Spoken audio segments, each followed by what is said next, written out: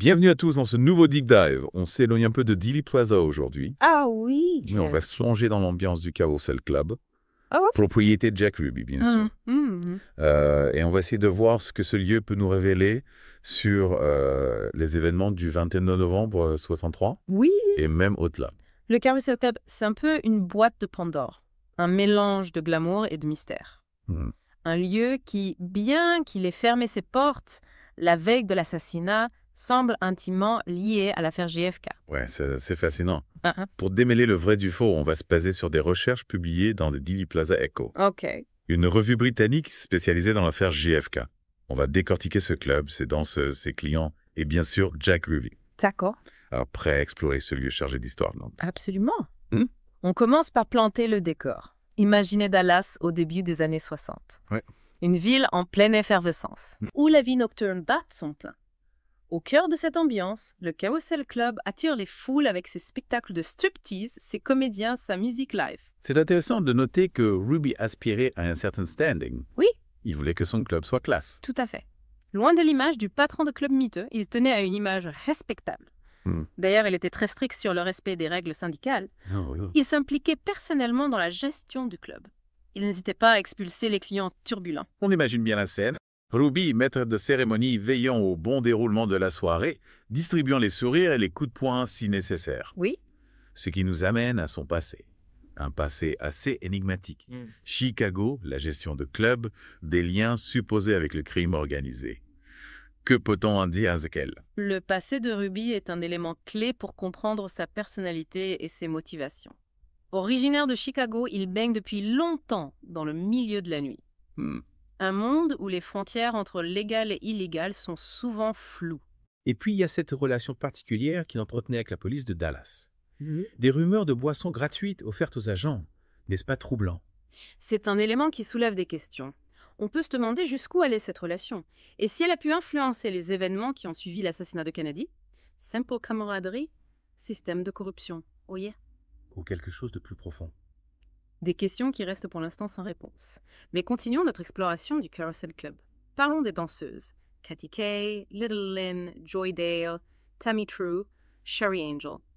Ces femmes ont toutes côtoyé Ruby. Ouais. Et certaines ont même affirmé avoir croisé Lee Harvey Oswald. Leurs témoignages sont précieux pour comprendre l'atmosphère du club et les liens entre Ruby et ses employés.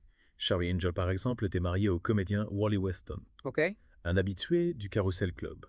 Elle nous livre un portrait intéressant de Ruby, un homme gentil, certes impliqué dans la mafia, mais avec un côté humain. Un côté humain, qui contraste avec l'image du tueur froid qui a abattu Oswald.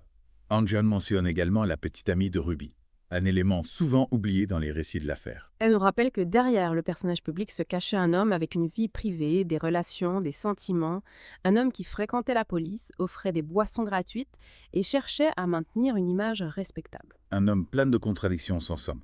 Mais revenons à l'élément central de notre exploration. La présence potentielle d'Oswald au Carousel Club. A-t-il réellement fréquenté ce lieu? C'est la question qui hante les chercheurs depuis des décennies. Les témoignages sont contradictoires.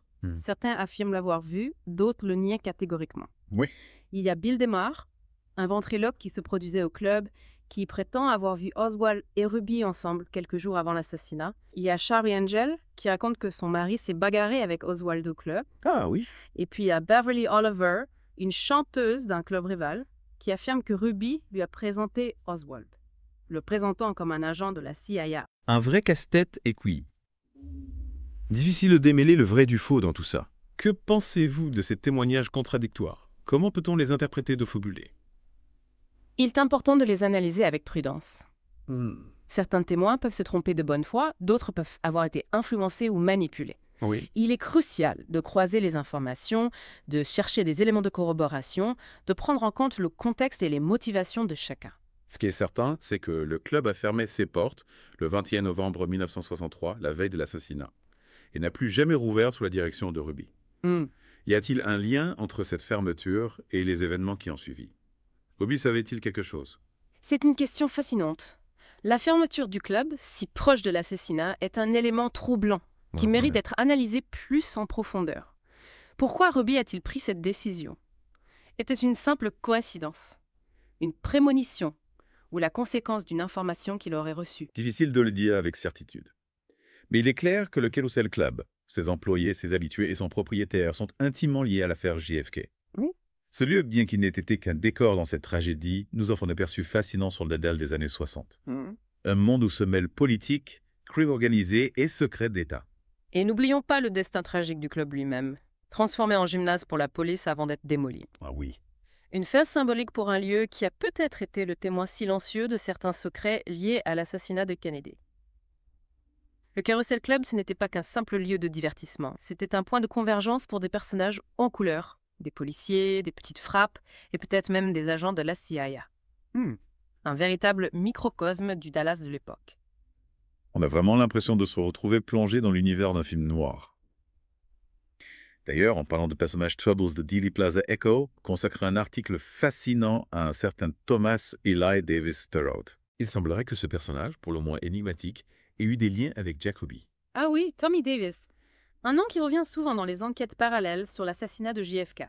Ancien militaire, plongeur professionnel et trafiquant d'armes à ses heures perdues, Davis connaissait effectivement Ruby. Et pour ajouter au mystère, il ressemblait beaucoup à Lee Harvey Oswald. Attendez, vous me dites qu'il existait un sosie d'Oswald qui fréquentait Ruby et qui trempait dans des trafics d'armes. Oui. L'histoire prend une tournure de plus en plus intrigante. Quel rôle ce Davis aurait-il pu jouer dans tout ça? C'est là que les choses se compliquent. Certains chercheurs se demandent si Davis n'aurait pas été utilisé pour piéger Oswald avant l'assassinat. Son passé est digne d'un roman d'espionnage. En 1958, il braque une banque à Détroit, mais repart sans prendre l'argent et s'en sort avec une simple mise à l'épreuve. On dirait un scénario tiré d'un film de gangster. Un braquage raté, un sosie d'Oswald, des trafics d'armes. Il ne manque plus que les jolies filles pour compléter le tableau. Eh bien, figurez-vous qu'elles sont bien présentes dans cette histoire. Davis aurait proposé à Ruby de se lancer dans la production de films pornographiques avec les stripteaseuses du Carousel. Imaginez un peu le scandale. Difficile d'imaginer la réaction de Ruby face à une telle proposition. Mais revenons à des éléments plus concrets, notamment les armes. Le Dealey Plaza Echo mentionne que Ruby et Davis étaient impliqués dans un trafic d'armes vers Cuba avant l'assassinat. Quel était l'objectif de ce trafic? Était-ce lié à la tentative de la CIA de renverser Castro? C'est une hypothèse plausible. Davis aurait participé à l'entraînement de guerrieros anticastristes dans un camp en Floride. Un vrai mercenaire, prêt à servir celui qui payait le mieux. Et malgré sa mise à l'épreuve pour le braquage de banque, il obtient un nouveau passeport à la Nouvelle-Orléans en 1963. Il devait avoir des appuis solides pour obtenir un passeport malgré son passé judiciaire. Pensez-vous qu'il bénéficiait de protection au sein du gouvernement ou des services secrets? C'est une possibilité qu'il ne faut pas écarter. Ses liens avec la CIA se confiant à Los Angeles en mai 1963. Il organise une réunion avec d'anciens bérets verts et parachutistes, en leur promettant de participer à une invasion d'Haïti. Haïti à 10. Quel est le rapport avec l'assassinat de Kennedy? Pourquoi s'intéresser à Haïti dans ce contexte? L'objectif était de renverser le dictateur Papadoc Duvalier et d'utiliser Haïti comme base arrière pour une future invasion de Cuba. Un plan audacieux mais qui n'a jamais abouti. La CIA, bien évidemment, a démenti toute implication dans cette affaire. Un démenti qui n'a rien de surprenant. Mais revenons à Davis et à l'assassinat de Kennedy. Où se trouvait-il le 22 novembre 1963? Si son alibi est solide, cela pourrait remettre en question certaines théories sur sa participation à l'assassinat. C'est là que les choses se compliquent encore davantage. Selon certaines sources, Davis et sa femme auraient quitté les États-Unis début novembre 1963 pour un voyage en Europe, passant par Londres, Paris puis Madrid. Là, il aurait rencontré un trafiquant d'armes du nom de Victor Oswald. Encore un Oswald A. Décidément, ce nom est partout. Est-ce une simple coïncidence ou y a-t-il un lien plus profond entre Davis et le nom de Oswald A? C'est troublant, n'est-ce pas, Zia? Et cela devient encore plus étrange. On dit que Davis était en prison en Algérie le jour de l'assassinat, accusé de trafic d'armes pour le compte de l'OAS, un groupe terroriste opposé à l'indépendance de l'Algérie. Attendez, si Davis était en prison en Algérie le 22 novembre, comment aurait-il pu être impliqué dans l'assassinat de Kennedy à Dallas? S'agit-il d'une erreur, d'une manipulation ou d'une information délibérément fausse? C'est la question que tout le monde se pose. Et il y a une autre théorie encore plus folle. On prétend qu'il aurait été libéré grâce à l'intervention d'un agent de la CIA connu sous le nom de Code QGLOR. QGLOINN. On se croirait dans un film d'espionnage. Qui est ce mystérieux agent secret? Pourquoi aurait-il aidé Davis à sortir de prison? Son identité reste en mystère. Certains chercheurs pensent qu'il pourrait s'agir de Michael Merce, un agent de la CIA impliqué dans des opérations clandestines en Afrique du Nord. Un agent secret qui libère un trafiquant d'armes ressemblant à Oswald. Cela commence à faire beaucoup de coïncidences, vous ne trouvez pas? En effet. Et l'histoire ne s'arrête pas là. Davis aurait utilisé le nom d'Oswald comme pseudonyme pendant son séjour en Afrique du Nord. Mais pourquoi diable utiliser le nom d'Oswald? C'est comme s'il cherchait à se faire remarquer, à semer la confusion. C'est un mystère. Peut-être que le nom Oswald était un nom de code utilisé par les services secrets. Ou peut-être que Davis cherchait à brouiller les pistes, à créer une diversion. De toute façon, si Davis était en Algérie le 22 novembre, il ne peut pas avoir été le sosie d'Oswald à Dallas. Alors qui était ce mystérieux individu qui ressemblait à Oswald et qui se promenait dans la ville? Était-ce un autre sosie-con, un imposteur ou une simple méprise de la part des témoins élèges? Là, on entre dans le domaine des spéculations. Certains chercheurs pensent qu'il y avait plusieurs sosies d'Oswald, chacun chargé de le faire accuser du crime. Une théorie qui, il faut l'avouer, est difficile à croire. Plusieurs sosies à swing? Cela semble tiré par les cheveux. N'est-ce pas un peu exagéré? Je sais, c'est difficile à avaler. Mais il y a des témoignages troublants. Par exemple, un certain Robert McCune, un autre trafiquant d'armes, affirme avoir été visité par Oswald et un certain Mr. Hernandez quelques semaines avant l'assassinat. McCune, le trafiquant d'armes lié à Carlos Prios Socaras, l'ancien président Cuba. Ce même McCune qui aurait participé à des opérations de la CIA visant à renverser Castrovey. Exactement. Et il prétend qu'il a reconnu Oswald le jour de l'assassinat. Sauf que si c'était vraiment Oswald qui lui a rendu visite, ça signifie qu'il était impliqué dans des opérations illégales, ce qui contredit la version officielle. C'est un vrai sac de nœuds. On n'arrive plus à suivre qui est qui et qui a fait quoi. Et ce Menex Hernandez, qu'est-ce qui? A-t-il joué un rôle dans l'affaire ou était-il simplement un pion dans un jeu plus vaste? Il pourrait s'agir de Celso Hernandez, un exilé cubain qui avait eu une altercation avec Oswald à la Nouvelle-Orléans. Donc si l'on suit bien Oswald, ou son sosie, acheter des armes à un trafiquant d'armes lié à l'ancien président cubain, en compagnie d'un exilé cubain qui le détestait. N'est-ce pas un peu trop compliqué pour une simple coïncidence? C'est ça. Et si c'était Davis qui se faisait passer pour Oswald, il était en contact avec les exilés cubains, il ressemblait à Oswald, et il avait l'habitude d'utiliser des pseudonymes. Il avait les motivations, les contacts et l'apparence physique pour jouer ce rôle. C'est vrai qu'il coche toutes les cases. Mais il y a un problème de taille. Davis aurait quitté les États-Unis début novembre. Comment aurait-il pu être à la fois en Algérie et au Texas à la même période seulement? À moins qu'il n'ait bénéficié de l'aide de complices puissants capables de le faire voyager rapidement et discrètement. C'est une énigme, à moins qu'il n'ait fait un aller-retour express entre l'Afrique du Nord et les États-Unis. Ou alors, il y avait plusieurs sosies d'Oswald. Une hypothèse qui, bien que farfelue, ne peut être totalement écartée. Mais s'il y avait plusieurs sosies qui les contrôlaient, et dans quel but? C'est une question à laquelle il est difficile de répondre. Mais il y a un autre élément à prendre en compte. La mort de Davis. Une mort qui, il faut le dire, est entourée de mystères. Ah oui, j'allais justement vous en parler. Comment est-il mort déjà?